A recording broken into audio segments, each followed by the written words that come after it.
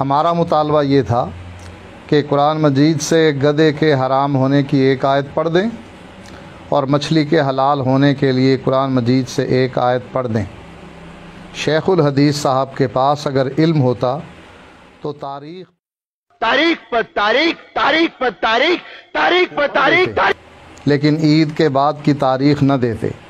معلوم نہیں وہ اپنے شیخ الہند محمود الحسن کی طرح ایضاح الادلہ میں بیان کردہ قرآن مجید کی کوئی آیت گھڑ رہے ہیں یا محققین کی جماعت اس آیت کی تلاش میں ہے۔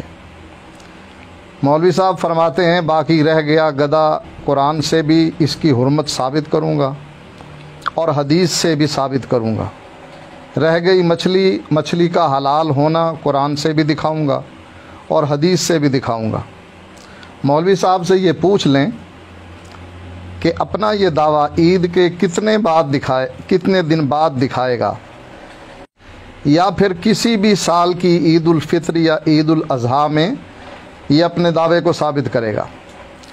مولوی صاحب ہم پر تنقید کرتے ہوئے بیان کرتے ہیں، یہ مثال تو تب دیتا کہ قرآن کہتا گدھا حرام ہے اور حدیث کہتی حلال ہے، یا قرآن کہتا حلال ہے اور حدیث کہتی حرام ہے، تب تقابل بنتا تھا۔ جب کہ گدھے کو قرآن نے بھی حرام کیا، حدیث نے بھی حرام کہا، مچھلی کو قرآن نے بھی حلال کہا اور حدیث نے بھی حلال کہا۔ دکھانا میرا کام ہے۔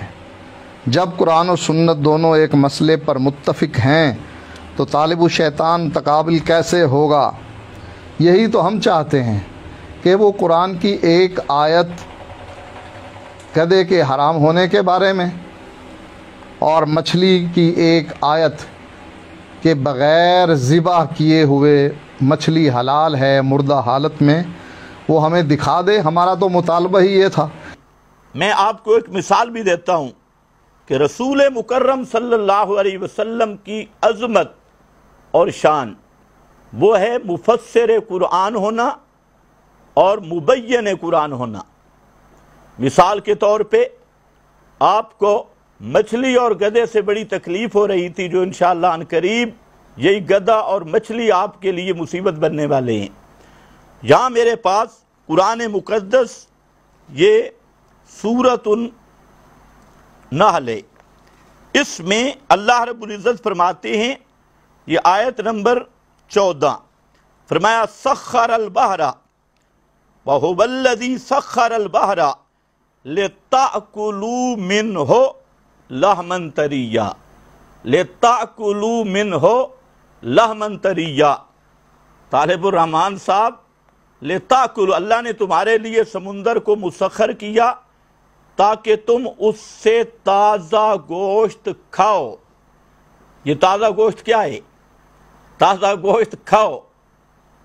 اب ذرا اس پر غور کرنا اور سوچنا، یہی تازہ گوشت مچھلی ہے اور اسی کی تفسیر امام الانبیاء نے فرمائی ہے، اسی کا بیان لحمن طریہ کہا بھی اس لیے گیا ہے کہ مچھلی ان جانوروں میں سے ہے مما لا یذبح، جن کو ذبح نہیں کیا جاتا، اور مما لا یذبح کے قبیل کو نبی کریم صلی اللہ علیہ وسلم نے وضاحت کے ساتھ بیان کر دیا، اور قرآن نے بھی لِتَأْكُلُوا بھی کہا، یہ بھی دلیل ہے کہ مچھلی حلال ہے، اور لحمن طریہ بھی کہا، یہ بھی دلیل ہے کہ مچھلی حلال ہے اور قرآن مقدس کی روح سے حلال ہے، اور اس قرآن کی تفسیر رسول کا بیان آ گیا، تو اب قرآن و حدیث متفق ہو گئے کہ مچھلی حلال ہے۔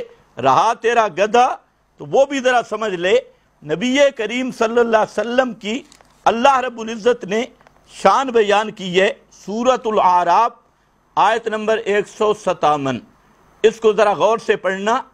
اس میں نبی پاک صلی اللہ علیہ وسلم کی 9 عظمتیں بیان کی گئی، 9 شانیں بیان کی گئی، اور آپ کے منصب میں سے ایک شان یہ بھی بیان کی گئی وَيُحِلُّ لَهُمُ الطَّيِّبَاتِ وَيُحَرِّمُ عَلَيْهِمُ الْخَبَائِثَ، کہ میرا محبوب صلی اللہ علیہ وسلم ان پر طیبات کو حلال بتلاتا ہے اور خبائث کو حرام قرار دیتا ہے، حرام بتلاتا ہے، تو اب قرآن مقدس کی یہ آیت ہر اس حدیث کا ماخذ ہے، اور ہر وہ حدیث جو حلال و حرام کے بیان میں ہے وہ اس آیت کا بیان ہے۔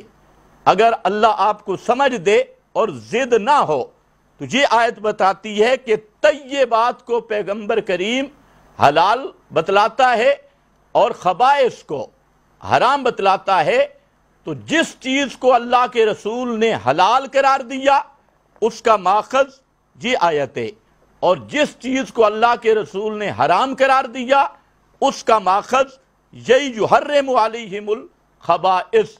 اس میں گدھا بھی ہے اور گدھے کے علاوہ بھی جو چیزیں آپ نے حرام فرمائی ہیں اور حرام بتلائی ہیں وہ سب کی سب اس کے اندر موجود ہیں۔ تو یہ پہلی بات تھی کہ آپ یہ کہنا چاہتے تھے کہ قرآن مقدس کے مد مقابل روایت حجت ہے، تو خلاصہ میری گفتگو کا خلاصہ یہ ہے کہ قرآن مقدس کے مد مقابل میرے نبی کا فرمان نہیں ہو سکتا۔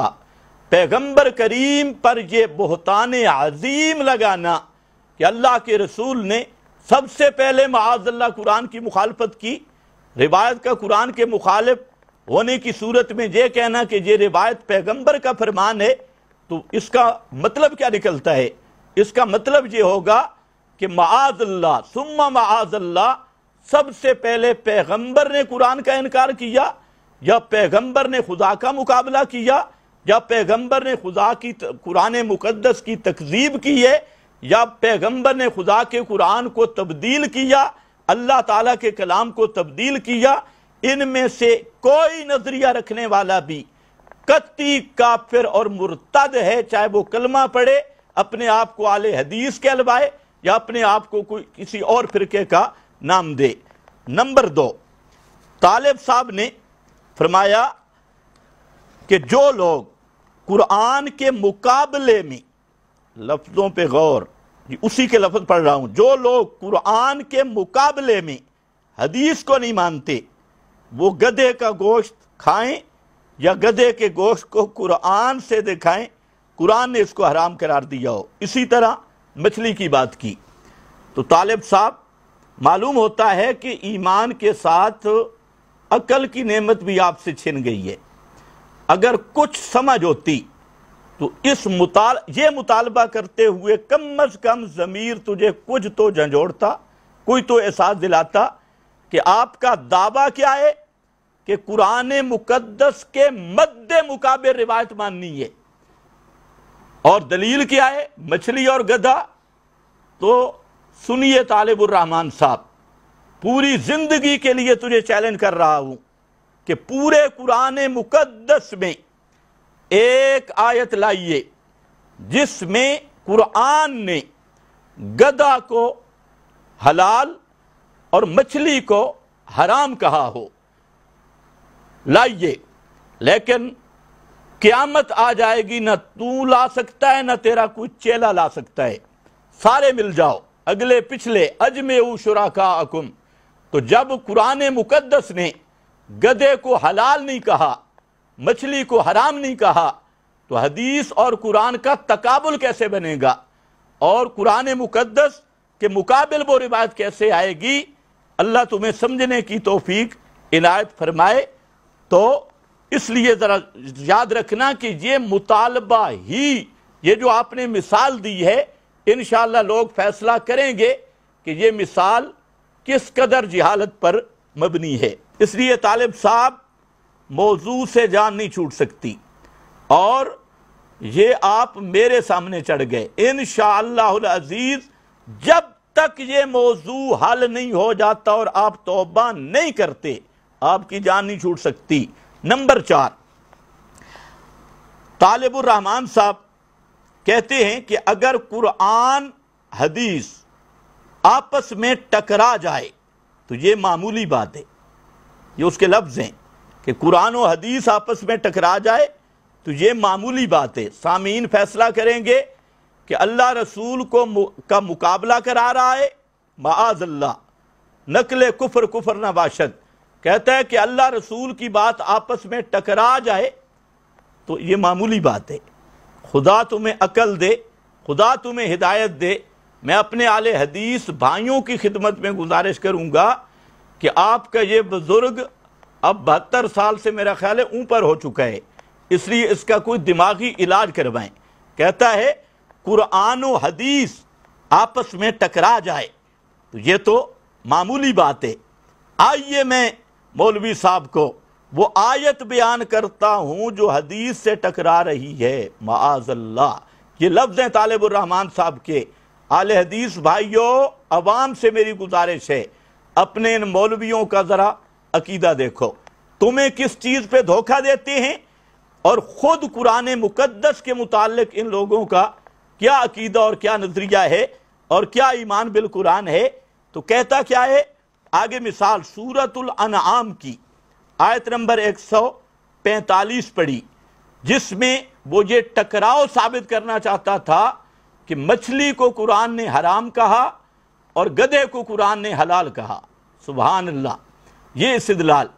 اب طالب الرحمن صاحب پھر آپ کو کہتا ہوں کہ تو نے سورہ انعام کی آیت 145 پڑھی، پورا قرآن پڑھ لے اول سے لے کے آخر تک، اور ایک آیت لائیے جس میں گدھے کو حلال کہا گیا ہو اور مچھلی کو حرام کہا گیا ہو، اور یہ قرض ساری زندگی تجھ پہ رہے گا.